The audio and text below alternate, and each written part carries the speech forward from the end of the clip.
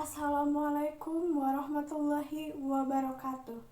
Tepangkeun wasta abdi Elvira Krisdayanti, abdi ti kelas 11 IPS 1. Puji sinareng syukur mangga urang sanggahkeun kehadirat Allah Subhanahu wa taala.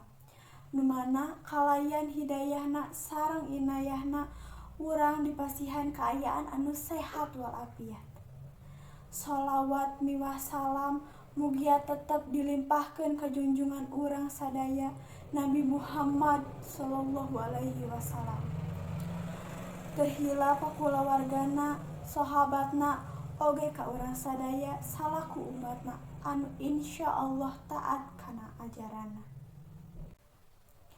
Kukituna dina ieu waktos abdi bade ngadukikeun sakumaha pentingna hirup sehat kanggo urang sadayana. Urang sadayana kedah atawa wajib ngajaga lingkungan sareng awak sorangan. Sangkan dijauhkeun tina sagala rupi panyakit. Komo deui ayeuna keur rame panyakit Covid-19.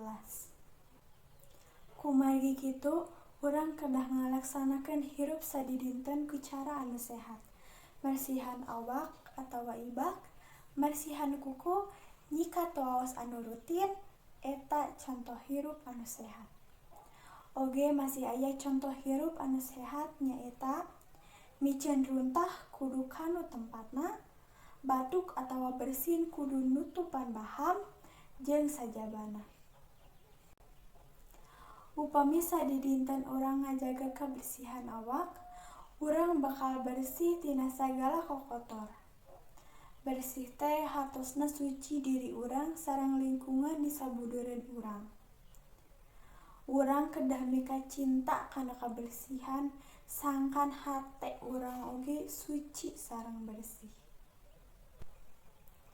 Sakitu wae anu dipihatur ku abdi, bilih aya nu kabaduh kalbu, kagedag manah, kabentur tuur, kabentar taar, kababuk punduk, kapangkek kelek, kaciwit imbit, katajong tonggong, hapunten anu kasuhun.